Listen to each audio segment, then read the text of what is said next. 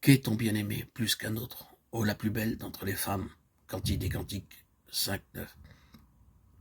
Ces personnes qui représentent des chrétiens formalistes ou de véritables enfants de Dieu n'ont évidemment jamais eu la révélation du Seigneur glorifié.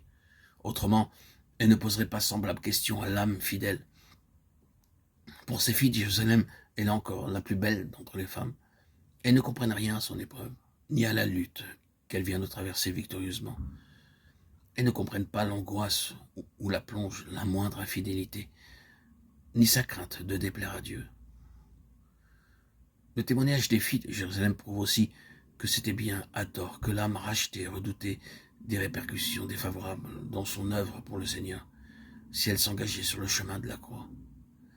Elles ont vu que la gloire du Seigneur n'avait pas cessé de reposer sur le bien-aimé, gloire, beauté, manifestée par son esprit brisé.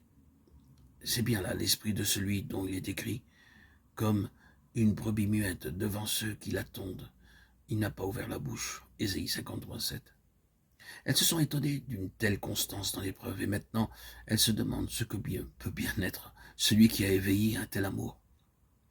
Mon bien-aimé est blanc et vermeil, il porte l'étendard entre 10 000, tout ce qui est en lui est aimable. Cantique des Cantiques 5, 10, 16.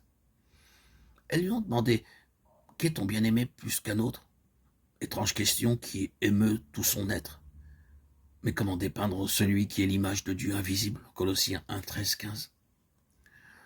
Les ombres qui obscurcissaient son esprit se dissipent, et voici que resplendit devant elle, et orné d'une gloire nouvelle, le soleil de justice, qui porte la santé dans ses rayons. Malachie 4, 2. Alors, elle fait de lui une description si glorieuse que ses auditeurs en sont émus. Mon bien-aimé est blanc et vermeil, dit-elle.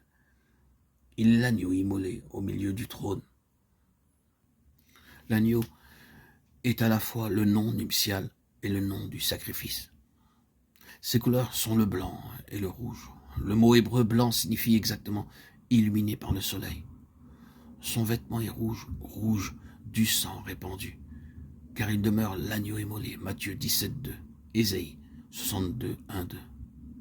L'apôtre Jean connaissait depuis bien des années le Seigneur crucifié et ressuscité lorsque lui fut accordée une vision de sa gloire, Apocalypse 1:16, laquelle fut suivie d'une autre vision, celle de l'agneau immolé au milieu du trône, Apocalypse 4.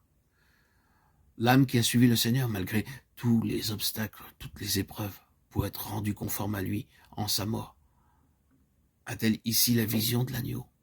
La chose est possible, car pour la première fois, elle semble le voir dans cette lumière éclatante comme celle d'un cristal transparent dont parle Ézéchiel, lumière qui enveloppe le trône de Dieu.